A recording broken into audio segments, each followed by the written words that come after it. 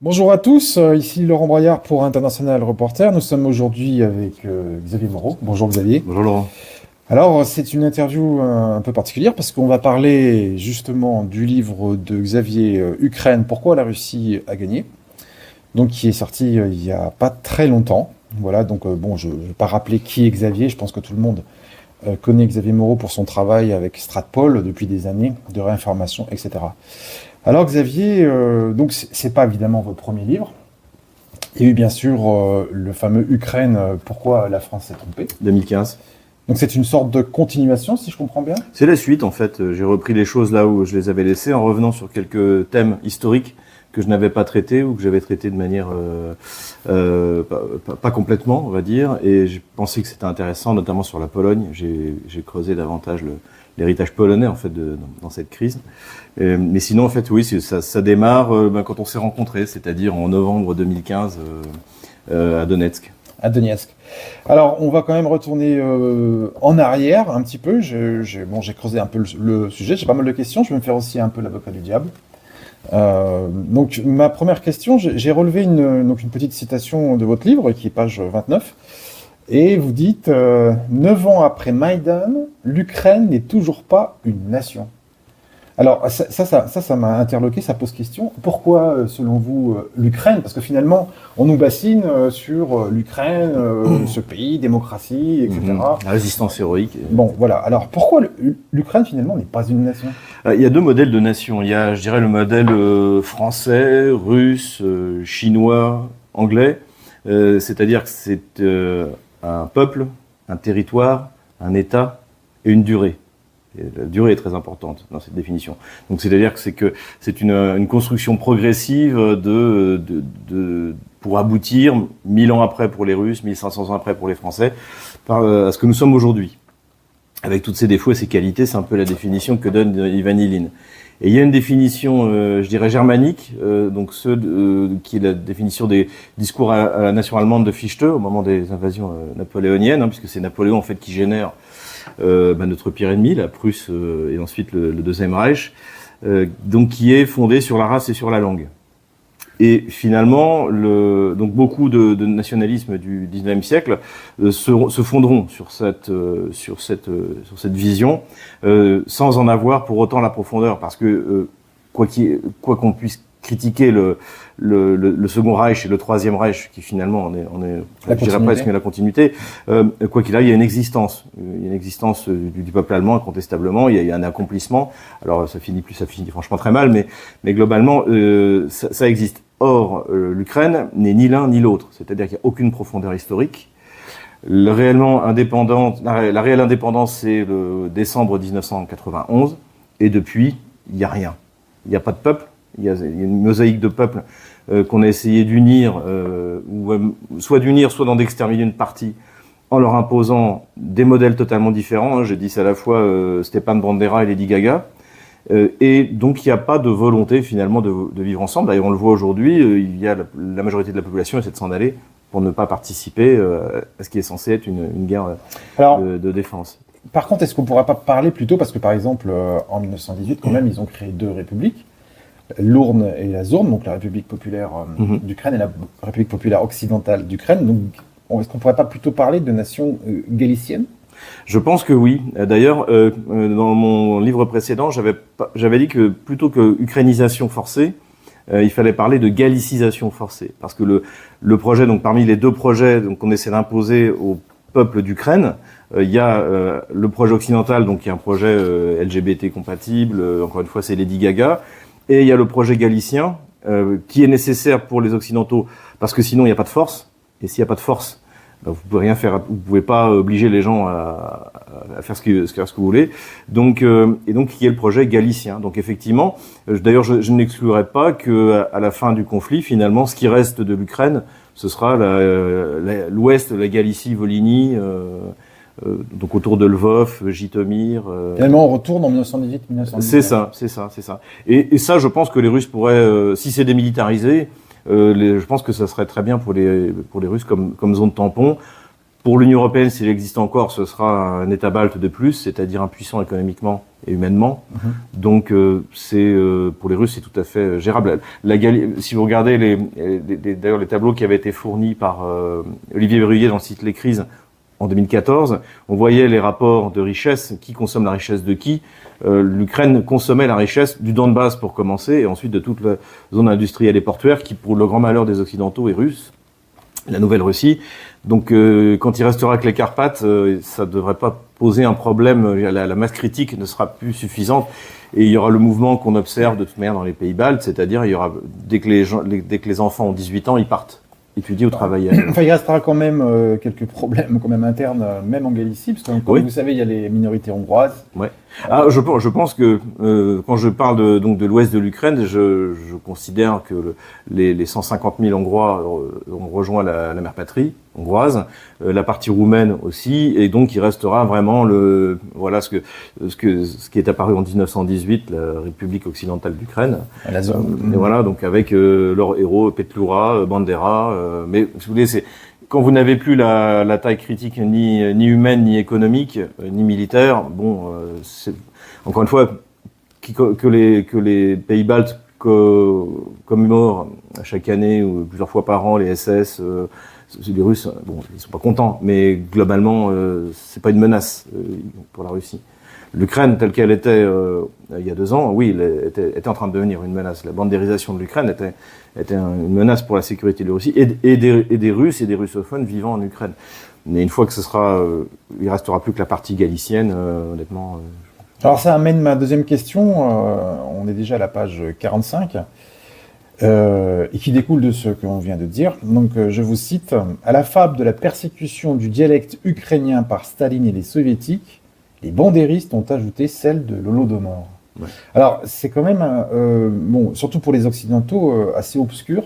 Est-ce que vous pouvez quand même expliquer, développer, parce que l'Holodomor, par contre, ça on connaît en Europe. Donc, j'explique que c'est la grande famine qui est censée avoir été organisée pour toucher seulement les Ukrainiens dans les années 30. C'est ça. En fait, l'idée, donc la grande famine a existé. En fait, il y a eu 2 grandes famines dans les années 20 et les années 30. La première, c'est immédiatement après la Première Guerre mondiale, qui est causée par la guerre civile et aussi la Première Guerre mondiale, qui coûte, je crois, 5,5 millions de morts. Au début des années 20. Au début des années 20, d'ailleurs, la Russie soviétique, ensuite l'URSS, à partir de 1922, fait appel à l'aide internationale. Donc c'était pas, donc il y avait un véritable problème voilà. Donc ça, c'est la première famine. Et la deuxième famine, elle se situe essentiellement en 1932-1933, mais en fait, je vous renvoie à l'article de Vers sur le livre noir du communisme. En fait, ça commence en 1927, réellement avec des mauvaises récoltes. Donc, il y a un problème en Ukraine seulement ou... Non, dans toute la Russie. Et d'ailleurs, là où les paysans meurent, en fait, ça part de l'Ukraine, ça va jusqu'à la Volga et jusqu'au Kazakhstan, au nord du Kazakhstan. Et la plupart d'ailleurs ce sont des Russes, c'est pas il y a des Kazakhs aussi qui sont morts, mais c'est des paysans.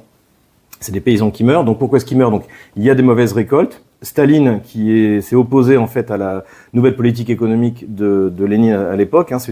Quand Lénine voit la catastrophe de la collectivisation, du début de mise en place de la collectivisation, finalement il relâche la pression et il laisse à partir de 1921 des petits paysans de nouveau cultiver, avoir un petit lopin de terre, une vache, un poulet, quelques poulets, et ça sauve. Ça met fin en fait avec l'aide internationale, ça met fin à la première famine.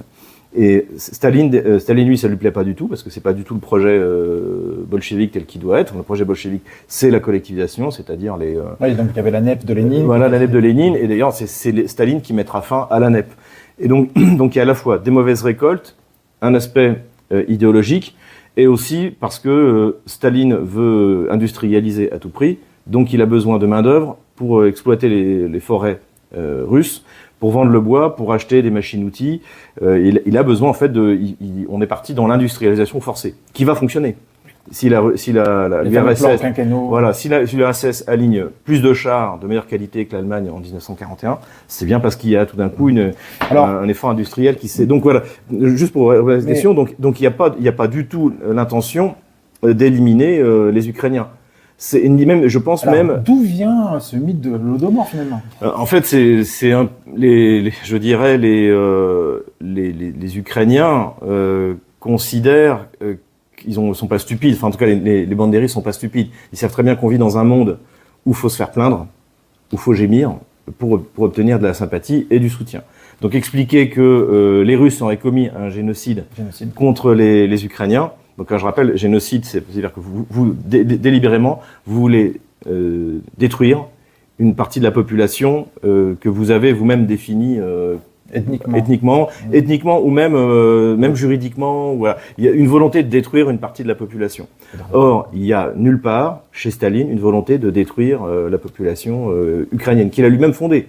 Staline est le fondateur de l'Ukraine. Pour nos auditeurs, pour nos lecteurs, je pense que quand même ça a été un peu un choc parce que c'est quand même pas ce qui est raconté depuis des années et des années à propos. Mais déjà, qui organise le Holodomor? Donc, qui organise la Grande Famine? Donc, la Grande Famine, en fait, c'est la confiscation des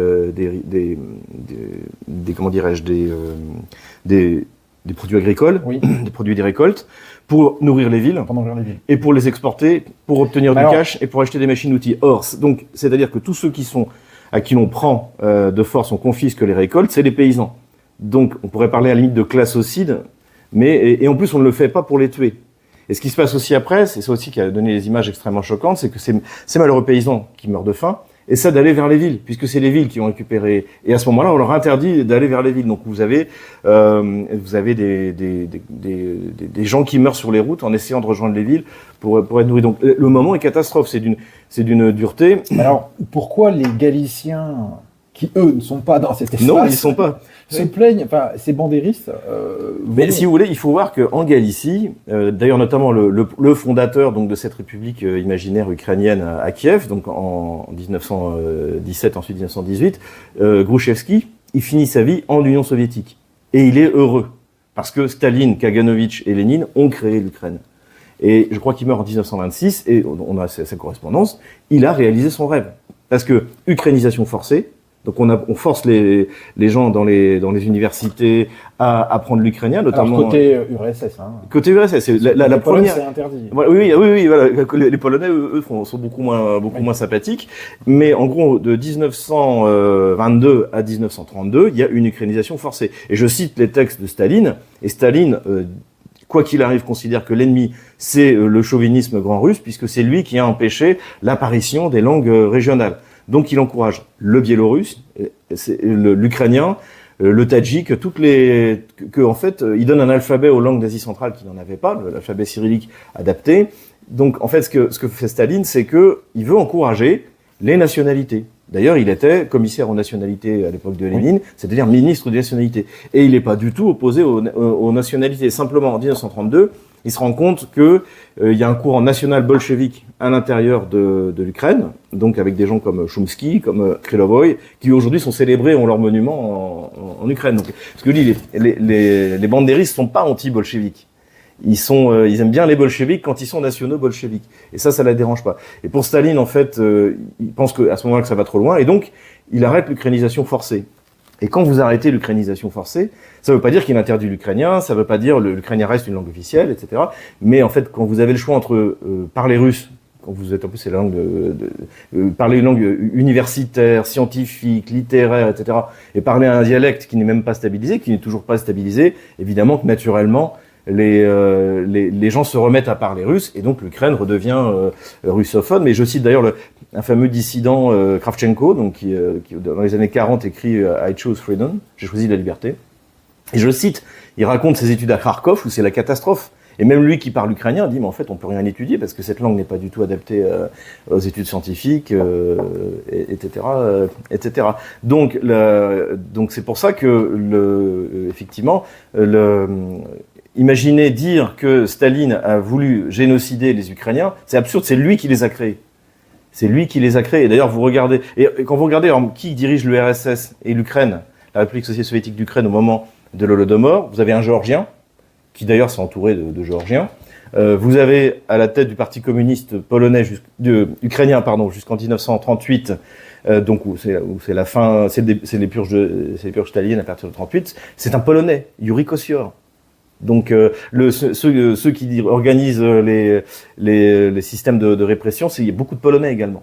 En fait, on s'est laissé, notamment une partie je pense des historiens, notamment les anticommunistes, ont été un peu possédés par le judéo-bolchevisme. Parce que c'est vrai que Solzhenitsyn l'a écrit, il y avait beaucoup de juifs, mais il y a le polono-bolchevisme. Le lettono, les lettons bolcheviques. Le premier commandant, alors l'armée rouge est fondée par Bronstein Trotsky, donc un juif, mais le premier chef de l'armée rouge, c'est Vatsétis, c'est un letton. Les gardes du corps de Lénine sont les tirailleurs lettons.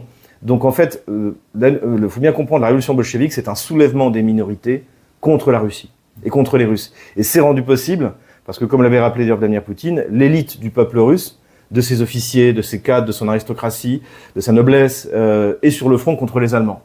Et pendant ce temps-là, comme les libérales pour reprendre la comparaison de Vladimir Poutine, eux, ils organisaient la révolution sur les arrières à Saint-Pétersbourg d'abord, et ensuite...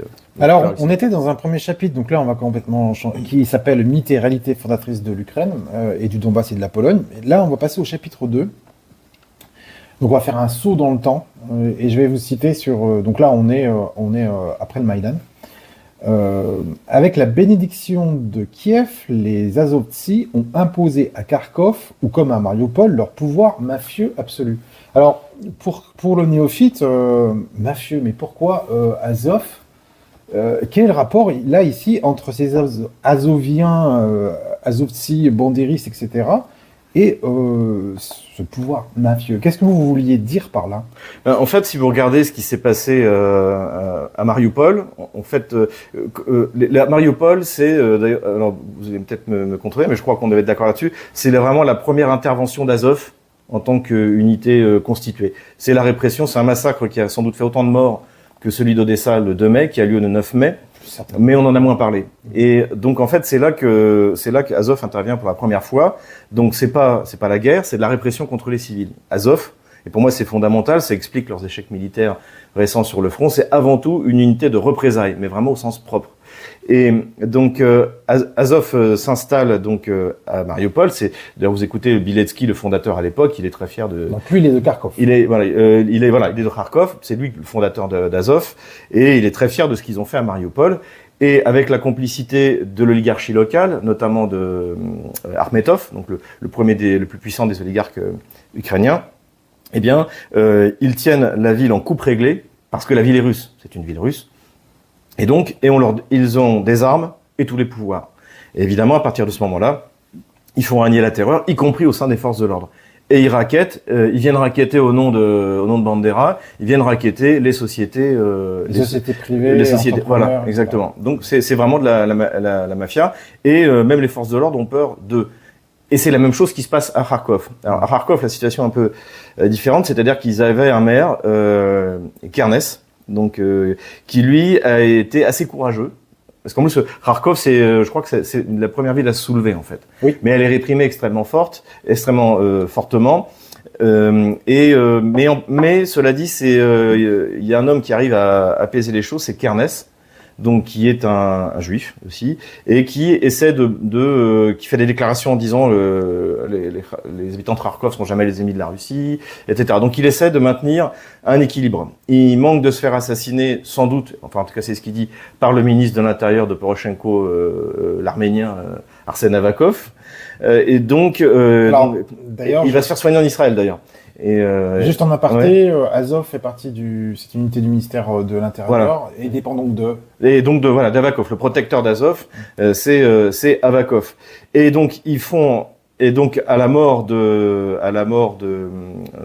Kernes, parce qu'il finit quand même par mourir de ses blessures en 2020, je crois. Là, c'est son successeur qui arrive au pouvoir et qui lui en fait est 100% soumis à Kiev et s'entend très bien avec Azov. Et donc à partir de ce moment-là, mais c'était déjà en cours, eh bien la ville est complètement soumise à Azov, qui également fait régner la terreur, rackette les sociétés et fait même peur aux forces de l'ordre. Donc en fait Azov me rappelle beaucoup dans sa structure, dans son mode de fonctionnement, l'armée syrienne libre. Enfin, ce qui composait l'armée syrienne libre. C'est-à-dire qu'il y a à la fois une idéologie, donc c'est l'islamisme radical et pour Azov le bandérisme. Et pour le bandérisme. Et puis en même temps c'est mafieux.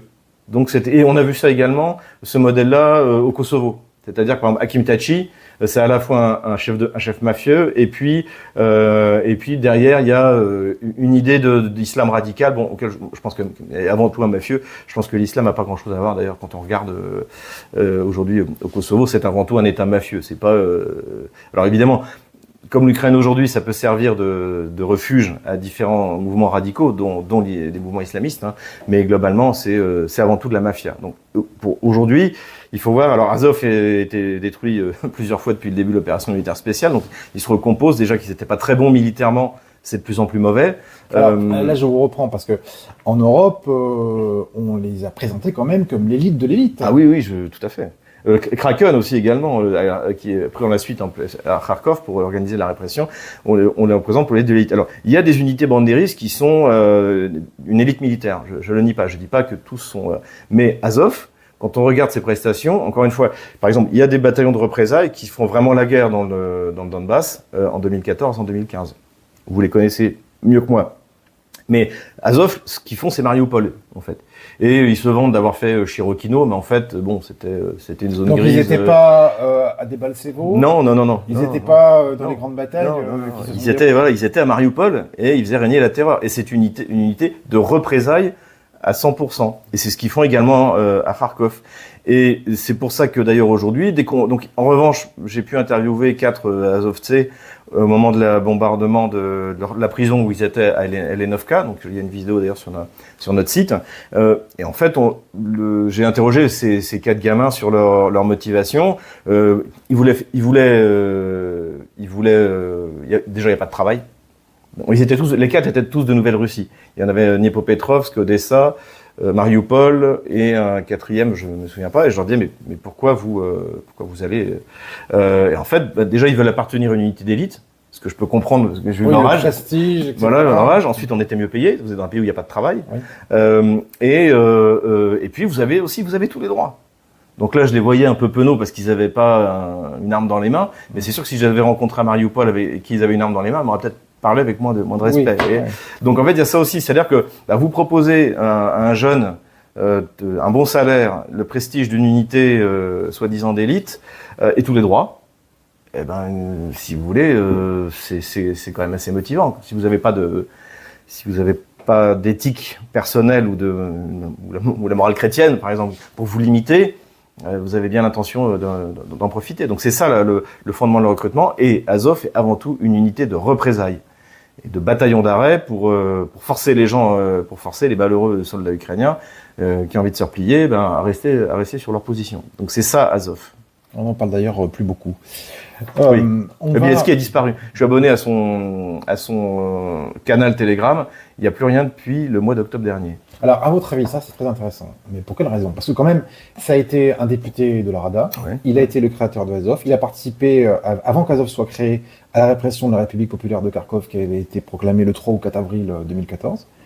Il a été un personnage quand même public, quand même énorme, avec une notoriété. Il a créé le corps national, comme vous savez. Je pense ils ont organisé des conférences à Kiev où ils ont invité... Comment se fait-il que là, par rapport à la situation, d'un coup, il disparaît alors qu'il était une icône? Alors, la dernière fois qu'on le voit, c'est à la défense d'Avdiivka, quand Zelensky se rend et on le voit en train de montrer sur une carte. En fait, c'est pas un militaire du tout. Il n'y connaît rien. C'est comme Yarosh. C'est un meneur d'hommes, je le retire pas. Sans doute un bon organisateur. Alors je précise pour nos auditeurs que en fait c'est un historien.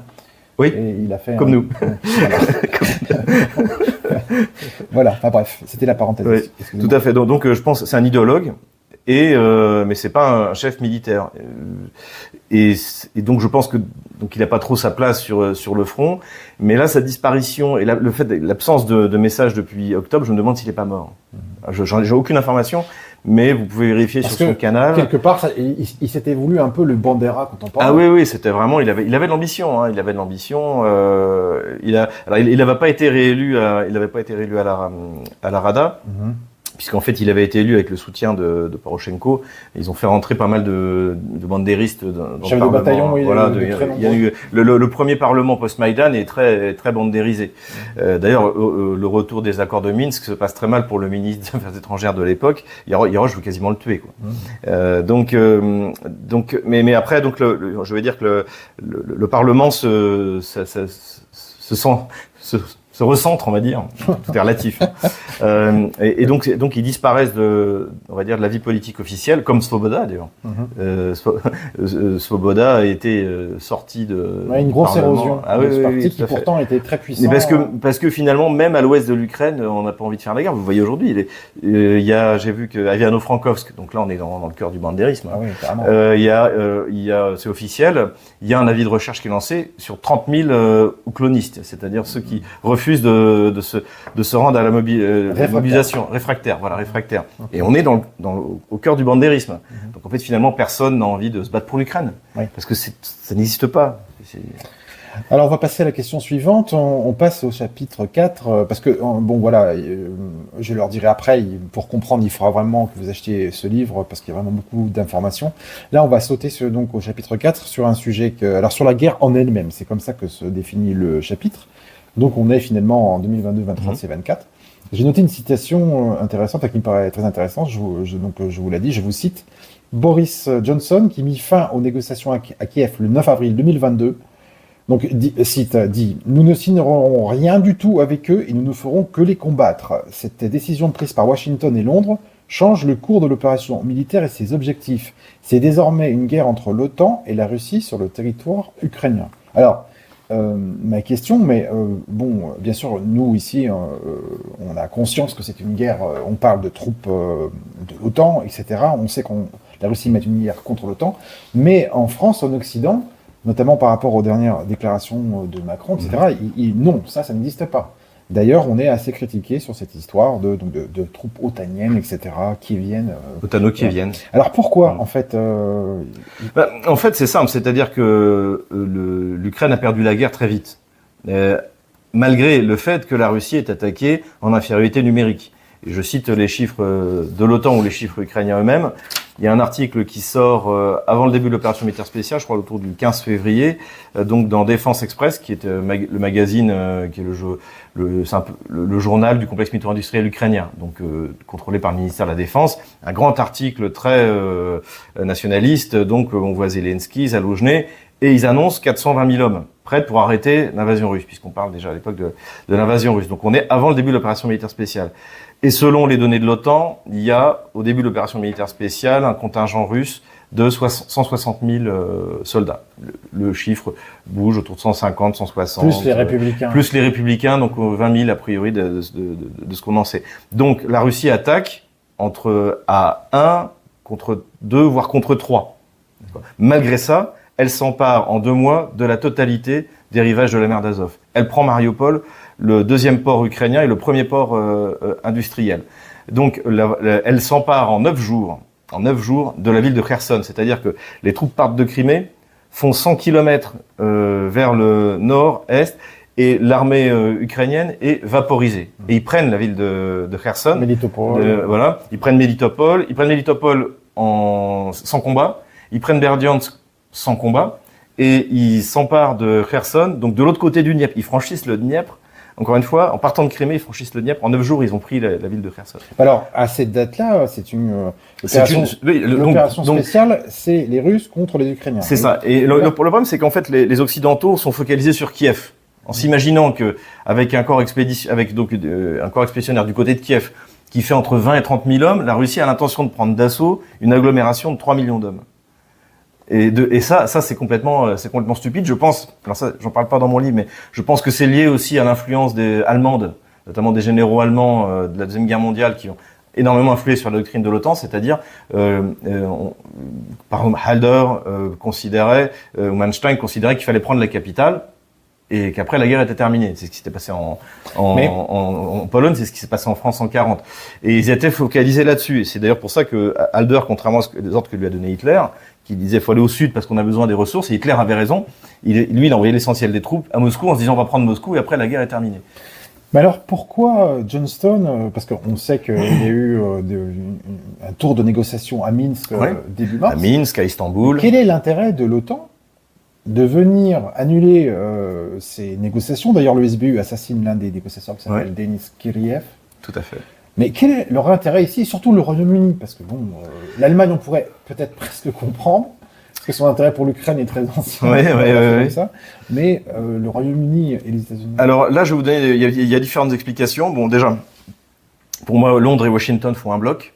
Il y a une politique traditionnelle en mer Noire de l'Angleterre, qui nous entraîne à la guerre en 1853 pour la fameuse guerre de Crimée, pour en fait empêcher l'écroulement de l'Empire ottoman et notamment la prise de Constantinople par l'armée russe. Donc c'est pour empêcher les Russes de contrôler les détroits, de contrôler la mer Noire. Donc il y a une politique en mer Noire qui est un point traditionnel des Anglo-Saxons. Et donc ça c'est une première chose. Ensuite, il faut voir que si jamais la Russie obtient ce qu'elle veut en Ukraine, c'est la fin d'une politique qui est mise en place depuis 30 ans. C'est-à-dire non seulement le containment, mais même la possibilité de faire peser une menace permanente sur Moscou. Et donc ça, c'est inacceptable pour Londres et Washington. Avec l'Ukraine. En disant l'Ukraine. Donc en fait, ils ont quand même, du point de vue géopolitique, ils ont beaucoup à perdre. Du point de vue indirect, Ukraine, c'est comme la France, là, ils n'en ont aucun intérêt. Justement, qu'ont-ils à perdre? C'est ça, c'est-à-dire ils perdent l'Ukraine. Parce qu'en fait, si jamais vous n'avez pas un régime totalitaire et dictatorial à Kiev, c'était le cas du régime de Zelensky, je rappelle que 2021, son principal opposant est en prison, en résidence surveillée, Medvedchuk. Il a fermé les 3 chaînes de télévision d'opposition. Donc en fait, ça permet de faire de la bandérisation forcée. C'est ça le plan. Bandérisation et petit à petit introduction du LGBT, Gay Pride, etc., etc. Donc ça c'est le plan. Le problème c'est que si le problème c'est que sans un régime totalitaire de long terme à Kiev, ça ne tiendra pas. Parce qu'encore une fois, comme à l'époque, dès que Staline a arrêté d'obliger les Russes d'Ukraine, les Ukrainiens en général, à apprendre en ukrainien, ils sont tous remis à parler russe. Personne, à part sous la contrainte, personne ne parle ukrainien. La réalité, c'est ça. Tout le monde parle la langue avec laquelle sa mère vous parle quand vous êtes petit. La mère de Zelensky l'a jamais appelé Volodymyr. Elle l'appelait Vladimir. La série télévisée qui l'a rendu célèbre, ou ces numéros de comiques, c'était en russe. Voilà, bien de se rendre compte. Donc c'est ça, en fait, ils ont besoin de maintenir un État dictatorial et totalitaire le plus longtemps possible pour essayer de faire du nation building, de transformer cette partie de la Russie qui est l'Ukraine en anti-Russie. C'était ça le plan. Évidemment, si les Russes en 2 mois, même pas 2 mois, changent complètement la donne, c'est inadmissible. Et je pense aussi derrière, il y a une erreur fondamentale, une méconnaissance fondamentale sur la puissance de l'économie russe et de son complexe militaro-industriel. Vous voulez dire par là qu'ils ont cru vraiment qu'avec les sanctions... Je pense que y a personne d'assez stupide au Pentagone ou état-major français ou état-major anglais pour croire que l'Ukraine, même avec l'aide de l'OTAN, puisse l'emporter contre la Russie. En revanche, ce qu'il pensait, c'était que les sanctions qui allaient être mises contre l'économie russe, puisqu'il méconnaissait l'économie russe, il méconnaissait l'économie russe et même la macroéconomie mondiale, c'est-à-dire le fait que la Russie trouvera des clients et des fournisseurs à la place de ce que lui livraient les pays occidentaux ou ceux qui sont menacés par les pays occidentaux comme Taïwan ou la Corée du Sud, par exemple. Donc je pense qu'avant tout, le calcul de Johnson, des Anglo-Saxons, donc calcul qu'ils imposent à la France, puisque Bruno Le Maire annonce qu'il va provoquer l'effondrement de l'économie russe, je crois qu'il est sincère. Il sait pas de quoi il parle, on l'a mal conseillé, c'est ce que j'explique notamment dans mon livre. Et donc ils ont vraiment cru qu'il suffirait que l'Ukraine tienne entre 3 et 6 mois, qu'on allait mettre des sanctions, comme a dit Victoria Nuland, comme ils en avaient jamais vu, et que ça allait provoquer l'effondrement de l'économie russe. Alors il y a quelque chose que je comprends pas également, par rapport à ce que vous dites. Parce qu'ils ont toujours affirmé la Russie ne doit pas gagner. Ça, c'est un peu Mais comment, par exemple, il y a aussi eu le narratif, la Russie doit redonner la Crimée qui a été annexée. Bon, bien sûr, le référendum est nié. Le Donbass, c'est pareil. etc. Mais bien franchement, comment ces élites, par rapport au plan que vous décrivez, peuvent finalement penser que bien la Russie abandonnerait justement la Crimée, le Donbass après les référendums démocratiques? Je pense qu'ils s'imaginaient encore une fois que la Russie s'effondrerait économiquement.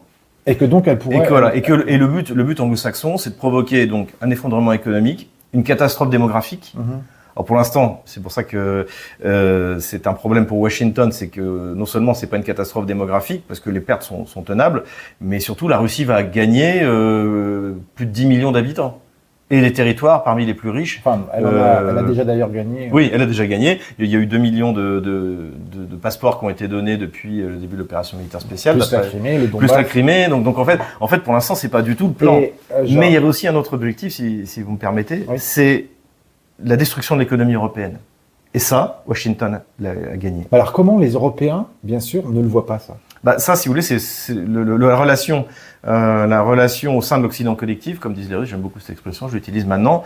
Donc c'est, je crois que je sais plus si c'était à Lavrov à qui on avait demandé ou à Madame Zakharova, porte-parole des affaires étrangères. Elle dit qu'est-ce que c'est que l'Occident collectif? J'ai dit c'est les États-Unis et leurs États esclaves, vassaux.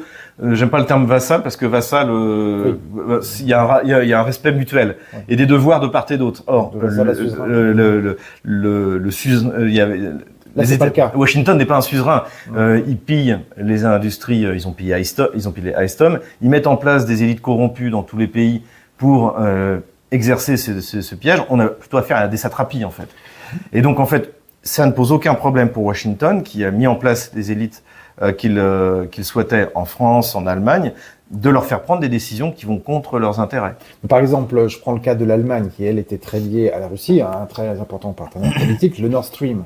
Ouais. L'Allemagne, c'est finalement sa possession également. Mais ils ont investi. Je crois que, en fait, Nord Stream 2, il y a le projet, c'est 10 milliards de dollars. La moitié, c'est Gazprom, et l'autre moitié, c'est plusieurs sociétés, donc 2 allemandes. Donc ça veut dire que et donc en gros, chaque société a mis $1 milliard. Nous, on a Engie qui a mis $1 milliard. Et donc ensuite, il y a Shell, je crois, une société autrichienne et 2 sociétés allemandes. De mémoire, je ne voudrais pas dire de bêtises. Mais peu importe. Donc la moitié de l'investissement dans Nord Stream 2, ce sont des sociétés européennes. Donc comment les Allemands et les autres Européens ne réagissent pas finalement? Pourquoi? Parce que, encore une fois, Scholz, d'ailleurs, Scholz, dès qu'il commence à vouloir faire autre chose que Washington, tout d'un coup on ressort des dossiers dans la presse allemande, ça avait été très bien analysé par mon ami Édouard Husson, qui est spécialiste de l'Allemagne. Dès que Scholz commence à vouloir faire autre chose que ce qu'on attend de lui, tout d'un coup dans la presse, il y a un scandale qui sort, parce qu'a priori il y a des affaires de corruption. Emmanuel Macron, c'est pareil, il est tenu.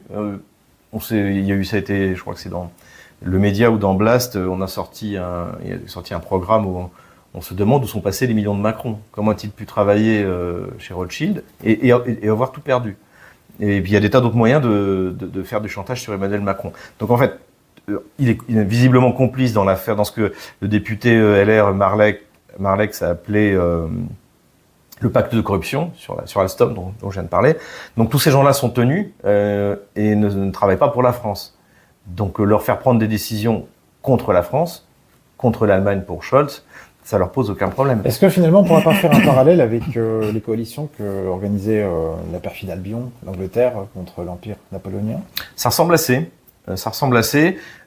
Simplement, je pense que par exemple, la Russie à l'époque des guerres napoléoniennes, en soi, faisait des affaires avec l'Angleterre. Donc elle avait aussi intérêt à résister au blocus continental. La France et l'Allemagne, c'est pas du tout pareil. La France et l'Allemagne ont tout à perdre, absolument rien à gagner. La France n'a aucun intérêt en Ukraine et en mer Noire.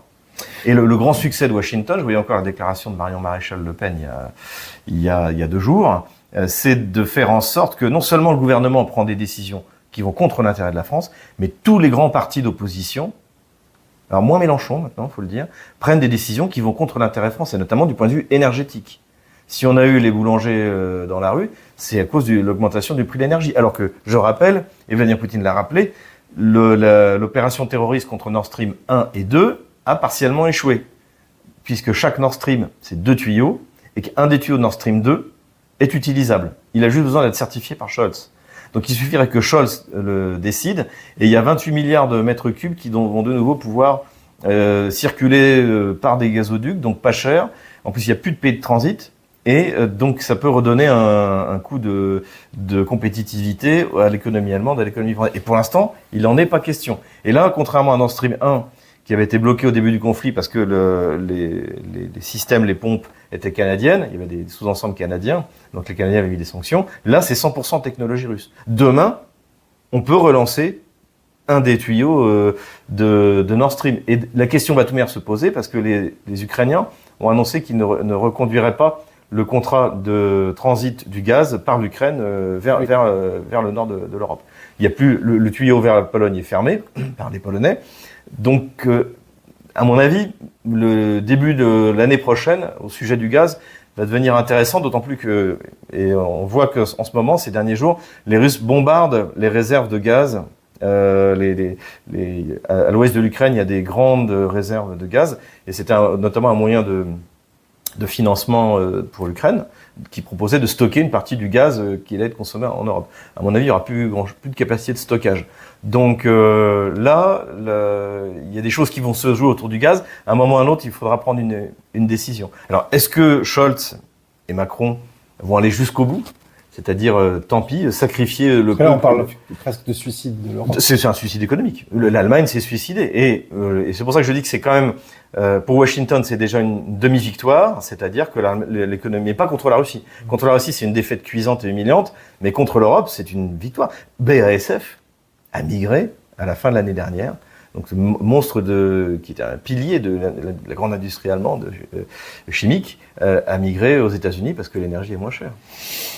Alors, oui, très intéressant. Nous allons passer maintenant... On va parler de l'armée russe, notamment par rapport à une... Enfin, je vais vous citer ici. On est parti toujours sur le chapitre de la guerre en elle-même.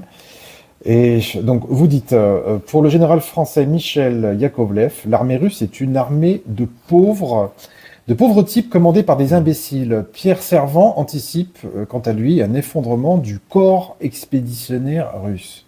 Alors, au-delà...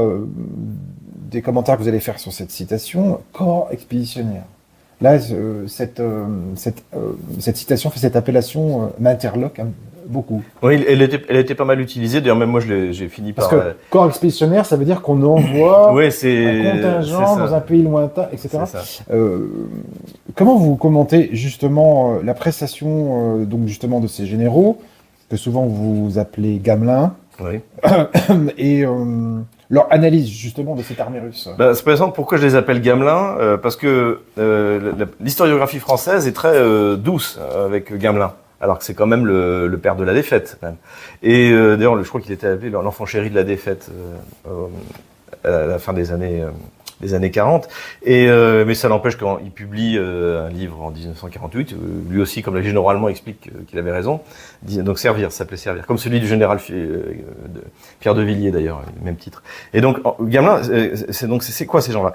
Ce sont des gens. Pourquoi est-ce que Gamelin est épargné ? Parce qu'il correspond aux généraux dont rêve le régime français actuel, c'est-à-dire aucun génie. Pas d'ambition bonapartiste, mais pas de compétences bonapartistes, donc ils feront jamais de politique, sauf la politique du régime. Ils avaient peur d'un boulanger. Ils avaient peur d'un boulanger. Voilà, il y a vraiment une peur. Donc ensuite, ils font taire toute opposition critique de la doctrine. C'est ce que fait Gamelin en 1935. Il interdit toute publication, parce qu'on est en effervescence en France comme en Allemagne, notamment le général de Gaulle. Donc ils font interdire toute publication non conforme, sans que ce soit, si c'est pas validé par l'état-major. Donc ça tue la pensée militaire française en 1935. Ensuite, ils sont mauvais. Le plan d'Heil qui fait qu'au lieu de rester derrière Maginot, puisque c'est ce qu'on avait décidé de faire il y a ces 15 dernières années, on envoie tout d'un coup l'essentiel de l'armée française en Belgique. Hop, coup de faux. Il faut bien se rendre compte, si jamais Gamelin n'avait pas envoyé l'armée française en Belgique, si elle était restée, et c'était le plan derrière la ligne Maginot, même si les Allemands perçaient à Sedan, il y avait toutes les réserves possibles et l'Allemagne ne passait pas et on était. Alors, donc en fait, il est totalement soumis au pouvoir politique. C'est le protégé du radical socialiste Daladier. Donc ces gens-là en fait sont les héritiers de Gamelin. C'est-à-dire qu'ils sont totalement soumis au pouvoir politique, aucun génie militaire et militairement ils sont mauvais. D'ailleurs ils n'ont rien compris. La guerre ottano-russe c'est le plus grand conflit depuis la Deuxième Guerre mondiale. Et c'est le plus grand conflit du XXIe siècle pour l'instant. Alors, comment expliquer parce que Ils l'ont pas compris. Ils l'ont pas compris. Comment expliquer que, par exemple, bon, si on prend Gamelin ou d'autres, je crois pas qu'il y ait eu un mépris de l'ennemi allemand. Là, on est dans un mépris. Ah oui. Alors ça c'est du racisme, je pense, anti-russe. Qui date presque remonté à Custine. C'est-à-dire que comme ces gens-là connaissent mal la Russie et qu'ils écoutent et qu'ils lisent n'importe quoi, ils ont finalement adopté les poncifs qu'on nous sortait. Et moi, en plus, je viens d'un milieu très anticommuniste, donc en fait, c'est ce qu'on nous disait jusqu'à l'écroulement du bloc communiste. C'est-à-dire un mépris vis-à-vis des Russes. Parce que on nous expliquait que les Russes avaient gagné la guerre, les Soviétiques, à cause des vagues humaines. C'est pour ça que de temps en temps je cite DA, Hitler même. C'est-à-dire que le narratif est le même. C'est-à-dire que quand les Russes gagnent, c'est au prix de pertes énormes. C'est ce que dit DA. Et que de toute manière ils sont nuls et que c'est des vagues humaines et que Hitler explique d'ailleurs dans Mein Kampf que les Russes, il n'y a pas une usine capable de fabriquer des automobiles. Des sous-hommes. Des sous-hommes, ce sont des sous-hommes. Et en fait c'est ça. Ils se sont imprégnés de cette propagande. À côté de ça, il y a aussi le fait que les généraux allemands, après la Deuxième Guerre mondiale, écrivent leur mémoire dans lequel ils expliquent qu'en fait ils ont gagné la guerre. Donc Manstein, Guderian, écrivent des mémoires fantasmées de leur expérience au front. Souvent d'ailleurs, je pense que d'ailleurs Manstein c'est un énorme tissu de bobard, mais Guderian, je pense qu'il y a quelque chose qu'il n'a pas compris, notamment il était persuadé que la pointe blindée pouvait percer tout. Voilà. Et je suis en train de lire aujourd'hui une analyse qui a été publiée en 1958 du maréchal Yeremenko, donc qui était face à Guderian. Et il dit, Guderian se trompe. Les Allemands étaient supérieurs dans la manœuvre, c'est-à-dire ils contournaient les positions fortifiées, mais dès qu'ils tapaient dans les positions fortifiées, ça passait pas. Et donc je pense que donc avec ces idées de croire absolument tout ce que les Allemands ont raconté, les généraux allemands, à Breguet, on en arrive à la contre-offensive de juin. C'est-à-dire qu'ils étaient persuadés que la pointe blindée avec des chars magiques, les Léopard 2, de 2023. Ils étaient persuadés que ça allait passer parce que, encore une fois, c'est les Allemands qui l'ont dit. Mais c'est pas dangereux finalement de mépriser un ennemi. Et d'ailleurs, en plus, ce qui est marrant, c'est que finalement, il n'est pas vraiment nommé en fait finalement cet ennemi. Non. On le méprise, etc. Ouais, c'est. Et en plus, ils insultent. C'est ça pour ça aussi que moi j'étais je prenais pas de gants avec Yakovlev ou avec Goya. C'est que je suis souvent invité sur les plateaux de télévision russe. Je les entends jamais insulter ou se moquer du soldat français ou des officiers français. Et pourtant, quand on voit cela, il y aurait de quoi rigoler. Jamais. Ça n'arrive jamais. Et donc, eux, en fait, se insultent et se moquent d'officiers qui font une guerre qu'eux seraient incapables de faire. Et dont ils n'auraient ni la compétence ni les moyens, parce que l'armée française, c'est pour ça que Macron fait rigoler tout le monde, à commencer par Sergueï Lavrov, n'a moyen de mener la guerre que la Russie mène, que même l'Ukraine parce que comme l'Ukraine a une armée de conscription, l'Ukraine aurait pu envahir la Pologne en 2022. Alors, elle a pas vraiment d'aviation, mais globalement, elle aurait pu pénétrer sérieusement dans le territoire polonais. C'était pas une armée négligeable. Elle tenait pas du tout la route par rapport à l'armée russe, mais en même temps, au niveau européen, au fait qu'elle a maintenu une conscription et qu'en plus elle s'apprêtait à faire la guerre au moins au Donbass et peut-être même à l'armée russe, elle avait atteint une certaine masse critique. Mais la France, non. Alors comment justement un pays, donc par rapport à messieurs Yakovlev et Servan, comment un pays qui n'a plus de conscription, qui a une armée qui a été détricotée, enfin la conscription universelle, pardon, qui était un des acquis importants de la République, et le soldat citoyen, citoyen-soldat, comment un pays justement qui n'a plus trop justement les ressorts, que ce soit en matériel, que ce soit en hommes, que ce soit même en volonté, le côté martial, la grande tradition militaire française, etc. Comment un pays qui a foulé au pied tout ça peut se permettre justement d'arriver à ce genre de conclusion par rapport, en plus, à des personnages qui sont quand même très importants? Je pense qu'il y a une otanisation des cadres de l'armée. Et je pense qu'on rentre en OTAN comme on rentre en religion. J'ai l'impression qu'ils ont le rapport à l'OTAN que j'ai celui à la Vierge Marie. Donc une espèce d'adoration et de vénération. Ce qui fait qu'ils étaient persuadés que l'OTAN pouvait tenir, était vraiment la super organisation militaire qui allait l'emporter. Et c'est aussi pour ça que la conclusion de mon livre, c'est qu'allons-nous faire de la victoire russe, c'est-à-dire que ce qui va se passer, c'est que l'OTAN va se prendre une humiliation mondiale et va s'avérer être une mauvaise organisation militaire, militairement nulle. Puisque en fait c'est une coalition, donc il y a non seulement les 32 pays de l'OTAN, plus à côté de ça d'autres pays, l'Australie, la Corée du Sud, donc qui mettent leurs ressources en commun pour affronter un seul pays, qui reçoit un peu d'aide de l'Iran et de la Corée du Nord. Mais ils vont perdre.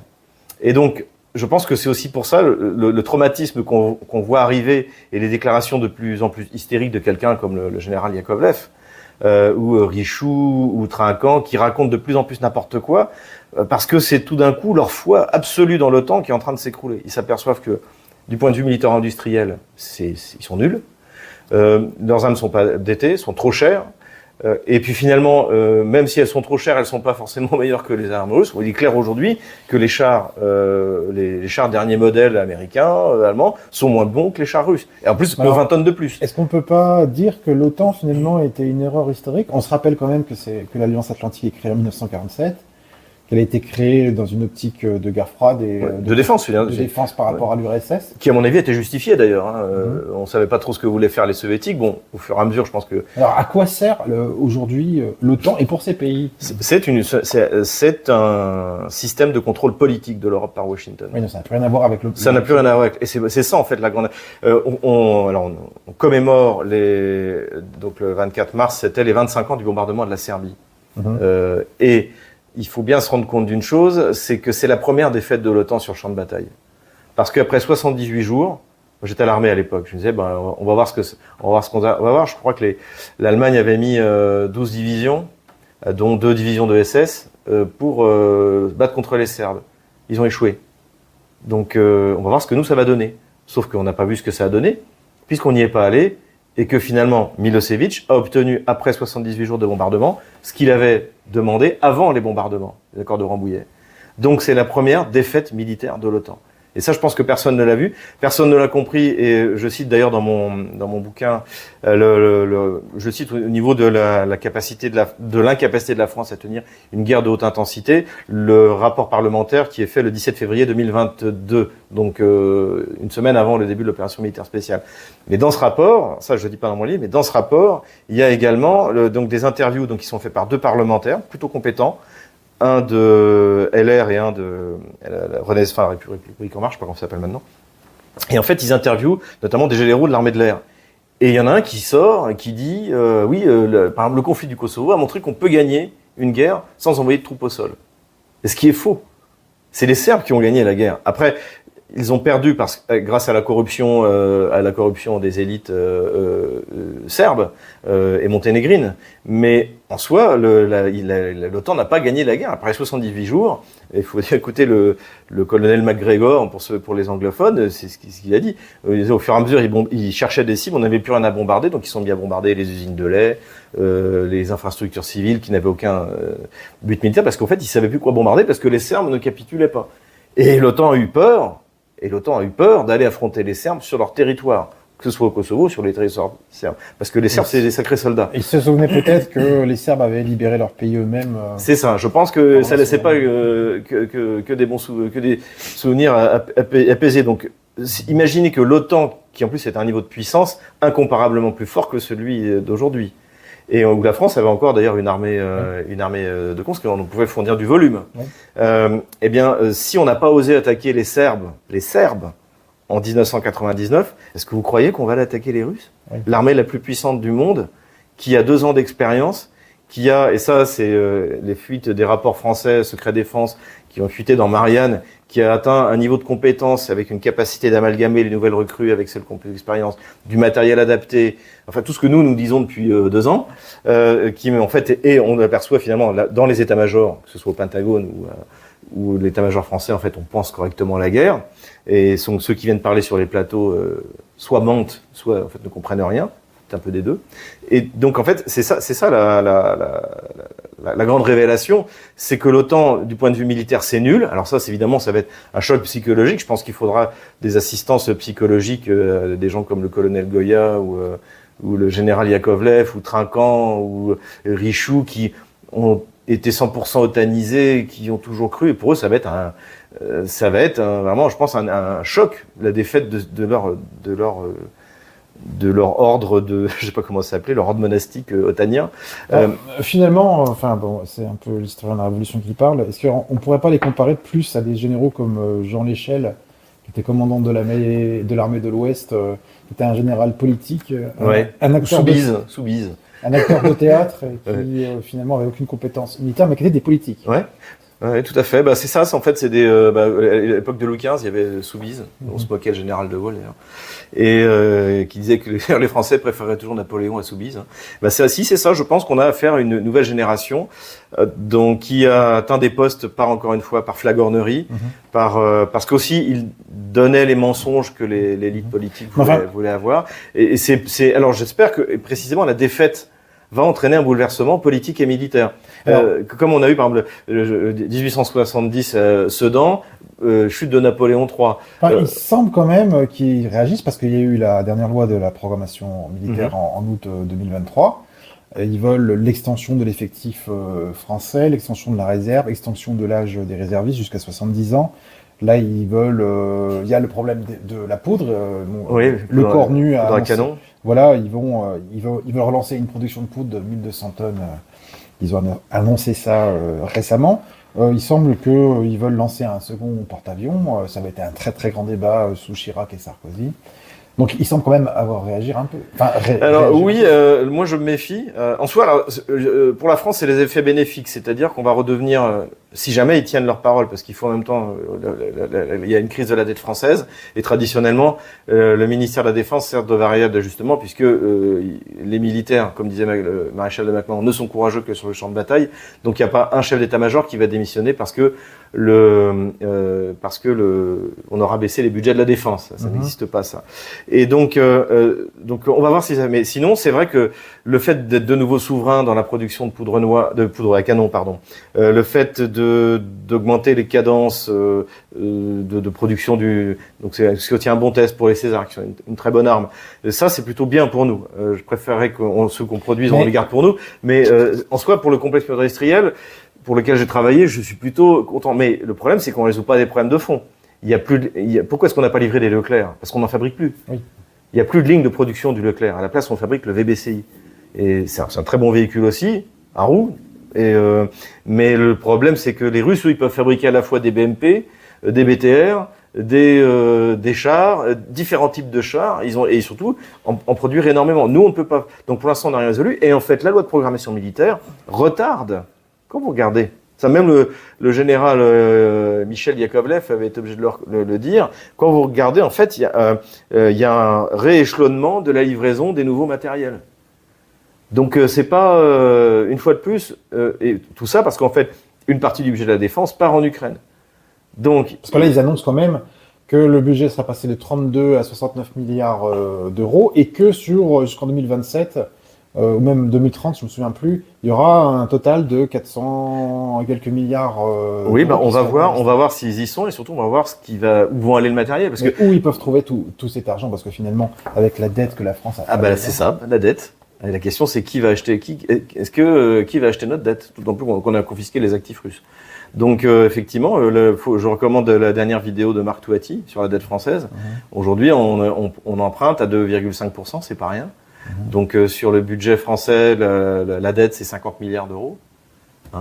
Et en plus là on apprend qu'on en balance encore 3 milliards à l'Ukraine. Donc oui, d'un côté je vois des choses positives, encore une fois de retour de souveraineté dans certains domaines militaro-industriels, mais d'autre côté notre armée est en lambeaux. Les militaires, notamment les militaires du rang, les jeunes sous-officiers, sont pas assez payés. Ça c'est un truc qui m'avait choqué quand moi j'étais dans l'armée, c'est un jeune sergent quand même, il peut pas se marier. Avoir des enfants, alors que moi je suis sur le modèle russe de reconstruction de la société, en mettant en premier rang ceux qui défendent la patrie. Normalement, un jeune sergent, c'est le premier à qui on doit donner de l'argent pour qu'il ait une famille nombreuse, parce qu'il va les élever dans voilà. Donc en fait, on a une armée avec des soldats sous-payés, ce qui fait que ceux qui servent dans l'armée, c'est quasiment ceux qui peuvent pas être chômeurs. Donc il y a aucun, à part dans la région étrangère, il y a aucun test d'intelligence sérieux. Donc il y a toute une partie, ça c'est mes amis qui me le disent, je suis désolé, je vais faire de la peine, mais il y a toute une partie du recrutement français où c'est pas du tout des soldats, ils sont pas là pour se battre. Alors bien sûr pas contre la Russie, mais même pas pour la France. Et en plus, c'est des débiles. Il faut quand même le dire. Il y a une partie, c'est vraiment ce que me décrivent mes amis, c'est lamentable. Ils n'ont pas le niveau pour être militaire. Et donc la seule chose, donc si on voulait reconstruire l'armée française, il faut augmenter les salaires, notamment des militaires du rang, notamment des jeunes sous-officiers. D'autant plus qu'en plus maintenant, comme on est en train de quitter l'Afrique, il y aura de moins en moins de missions outre-mer. Donc là, c'est généralement les militaires en profitent pour gagner un peu. Ça leur permet de gagner un peu plus d'argent. Moi, j'ai connu ça. J'étais très content de partir au Liban parce que j'étais beaucoup mieux payé. Et donc ce sur quoi comptaient les militaires, il y aura de moins en moins de missions. Et il y aura de plus en plus de missions qui ne sont pas des missions de l'armée, comme Vigipirate, comme faire la sécurité des Jeux Olympiques. Donc ce qui provoque d'ailleurs une crise du recrutement. C'est dans la presse française également. Et donc non, j'ai l'impression qu'au contraire, ce qu'est en train de faire le régime d'Emmanuel Macron, c'est de tirer substantifiquement de ce qui reste de l'armée pour les Jeux Olympiques et pour sa guerre impérialiste contre le peuple russe d'Ukraine. Alors, parlons de cette guerre en admettant d'ailleurs que la France soit, comme vous l'avez dit, en capacité de la faire. Là, d'après mes informations personnelles, on serait capable de projeter une misérable brigade. Ils ont annoncé là que la France devrait être capable de projeter une division, 20 000 hommes. Après les Jeux Olympiques. Alors, je me souviens quand même que l'armée française, c'était pas une division, mais plus d'une centaine, il n'y a pas si longtemps. Est-ce que c'est pas finalement aussi ridicule ce chiffre de pouvoir équiper, armer, au niveau de la logistique aussi, 20 000 hommes, ça paraît quand même assez ridicule. C'est ridicule et en plus on n'y arrivera pas. Donc ça, c'est un bobard du chef d'état-major, c'était le général Schill, je crois qu'il avait dit ça. C'est un bobard du chef d'état-major de l'armée de terre. On n'est pas capable d'envoyer 20 000 hommes. C'est faux. Si vous vous souvenez, la première guerre du Golfe, on a envoyé un contingent de 12 000 hommes. À l'époque, on avait une armée d'appelés, donc il y avait du volume, etc. Moi, je pense que l'armée française, ne doit pas être projetée. On a la chance de n'avoir aucune frontière contestée désormais. On a l'arme nucléaire. En principe, notre armée doit être concentrée pour la protection du territoire, pour parer à toute... Alors, il y a quelque chose qui m'a choqué aussi, c'est que dans cette même annonce, il affirmait que cette projection devait se faire dans une durée de 1 mois, ce qui me paraissait énorme, moi. Mais il paraissait en être fier. Moi, je crois pas. Je crois pas du tout. Et je pense, pour en discuter avec des amis anciens militaires, qui n'y croient pas du tout. Ils n'y croient pas du tout. Et encore une fois, la mission principale de l'armée française, au moins jusqu'à la fin de l'été, c'est pas Odessa, c'est les Jeux Olympiques. Et il manque encore 10 000 hommes. Vous croyez qu'ils vont les prendre où? Donc non, on n'est pas capable de le faire. C'est des rodomontades à la Macron. On peut. Mais d'ailleurs, ce qui est intéressant, c'est que finalement les annonces sont assez floues. Parce qu'en fait, c'est 20 000 hommes avec l'OTAN qui va nous faire la logistique, qui va entretenir un contingent où que ce soit de 20 000 hommes. La France en est incapable. Et surtout, elle ne pourra pas le renouveler. C'est-à-dire qu'on va envoyer 20 000. Allez, on vide tout ce qu'on a et on envoie 20 000 hommes. Mais normalement, il faut les faire tourner. Les Russes, par exemple, font tourner au bout de 30-45 jours, en principe. Il faut faire tourner les soldats, parce que sinon, on commence à faire n'importe quoi. Et notamment, on se protège plus, on met plus son gilet pare-balles, son casque. C'est des mauvaises habitudes. J'avais parlé avec un militaire russe qui avait travaillé sur ces comportements du soldat sur le front, et disait 30 jours, normalement, faut... Déjà 45, c'est beaucoup, hein, mais l'idéal, c'est 30 jours, on fait tourner. Et repos et retour sur le front avec des voilà. Donc nous on peut envoyer 20 000 hommes et puis après au bout d'un mois alors soit on les laisse sur place et ils deviennent fous, soit on les fait tourner, mais on fait tourner avec qui? D'accord. Alors j'ai une dernière question finalement qui est un peu la continuité de ce qu'on vient de dire. C'est justement sur les effectifs ukrainiens. Là il y a pas longtemps ils ont annoncé, c'est France Info qui publiait un article hier, un recrutement de 400 000 hommes en Ukraine. J'ai lu cet article qui m'a fait rire aussi parce que en fait finalement ils ont créé des bureaux, enfin ils annoncent créer des bureaux où il y a non pas des militaires derrière le recrutement mais des civils pour pas inquiéter le citoyen. Une nouvelle façon, ils annoncent une nouvelle façon de recruter. Et dans cet article, donc ils mettaient en scène un futur combattant LGBT qui lui avait été refusé au départ de l'opération et qui maintenant sera accueilli dans le donc c'est gagné. Ukrainien. vous pensez quoi finalement de cette capacité? 400 000 hommes, ça fait quand même énormément. Je pense qu'ils n'y arriveront pas. Pourquoi un chiffre aussi gros? Je pense que aujourd'hui, la plupart des pays occidentaux comprennent que l'Ukraine a perdu la guerre. Voilà. Même sans avoir lu mon livre, je crois que maintenant c'est à peu près clair. Et donc, malgré tout, je pense que notamment le Parti démocrate aimerait bien que ça tienne plus ou moins jusqu'à l'élection de novembre, l'élection présidentielle américaine. Macron jusqu'au mois de juin. C'est pour ça qu'il endosse le costume de commandant en chef des armées, parce que ça l'a aidé en 2022. Et surtout, comme il n'y a pas d'opposition en face, personne ne pourra le contredire là-dessus. Donc, le but, c'est que ça tienne le plus longtemps possible. Et donc, de convaincre les alliés de l'Ukraine de continuer à livrer des armes. Donc, pour ça, il faut mobiliser. L'Ukraine est considérée depuis le début par les alliés comme un pays du tiers-monde. La seule chose que peut donner un pays du tiers-monde, c'est de la masse humaine. La technologie, les armes, c'est l'OTAN qui va donner. C'est ça le plan. Et le problème, c'est qu'aujourd'hui, cette masse humaine, elle n'existe plus. Beaucoup sont morts. Beaucoup sont partis, notamment en Russie. Beaucoup sont partis en Europe occidentale ou au Canada et n'en reviendront jamais. Donc, en fait, il y a un problème de recrutement. Et donc, mais ils annoncent des chiffres. Moi, je cite les chiffres qui sont annoncés par les Ukrainiens eux-mêmes. L'été 2022, le ministre de la Défense, Reznikov, annonce 1 million d'hommes. Zelensky a annoncé en janvier de cette année, 880 000 hommes.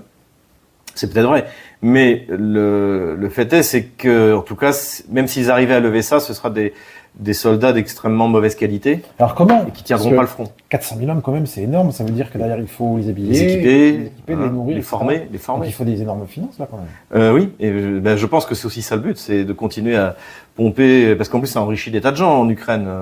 Et puis tout le monde. Si vous voulez, aujourd'hui, l'état de la classe dirigeante qui viennent, c'est quoi? À moins d'être complètement stupides, ils ont aussi compris que la guerre était perdue. Donc le but, c'est de s'en mettre plein les poches avant que tout s'écroule. Donc là, je pense qu'on est un peu dans c'est un peu 1945, une espèce de fête permanente et d'essayer de s'en mettre plein les poches avant que le bunker tombe. Et je pense que ça correspond à ça. Je vois pas comment ils pourraient lever 400 000 hommes s'ils ont déjà 880 000 hommes. Parce que la question aussi de faire une levée, c'était pour faire tourner, parce qu'il y a des gens qui sont sur le front qui n'ont pas été relevés depuis 2 ans. Et c'est dans la presse ukrainienne notamment, sur les réseaux sociaux ukrainiens. Donc le but, c'est de les faire tourner. Une raison aussi pour lesquelles, il y a plusieurs raisons pour lesquelles l'AFDFK est tombé, c'est qu'en fait les types se prenaient des bombes sur la tête depuis des mois, sans être relevés, sans être. Donc effectivement, ils ont besoin d'une masse humaine, mais je pense pas qu'ils la trouvent. Et puis surtout, les gens veulent pas se battre. Les gens ne veulent pas se battre. On nous avait vendu, la défense héroïque. Je ne dis pas qu'il n'y a pas eu d'acte héroïque côté ukrainien, mais d'ailleurs c'est pas moi qui le dis, c'est le chef du renseignement militaire ukrainien Boudanov. Il a dit ceux qui voulaient vraiment se battre, ils sont morts en 2022. Voire même avant. Voire même avant. Oui. Voire avant. Xavier, merci beaucoup. Je rappelle que Merci, justement votre livre Ukraine, pourquoi la Russie a gagné. Également, parce que c'est un peu le premier tome, Ukraine, pourquoi la France s'est trompée. C'est la suite. J'espère que vous publierez un troisième opus, parce que, évidemment, pour l'instant, pourquoi la Russie a gagné, vous et moi, évidemment, on avalise cette hypothèse, cette thèse, et peut-être que votre futur livre, ça sera pourquoi, l'après, parce qu'il y aura un après. J'espère que vous nous ferez un troisième tome. Je le recommande encore, je pense qu'il est trouvable un peu partout. En France. Oui, alors on peut le commander donc directement sur The Book Edition, sur Amazon, moi ce que je dis c'est allez à la librairie en bas de chez vous. Faut faire du localisme. Donc je pense que le mieux c'est d'aller précisément s'équiper, se le procurer chez son libraire. Chez The Book Edition, tous les libraires peuvent se faire un compte libraire. Donc ils ont un prix libraire. Pour ce livre-là. Mais sinon, directement sur The Book Edition. Voilà. Ou sur les sites amis également. Merci à vous, Xavier, et à très bientôt. Merci, Laurent. Au revoir. Au revoir.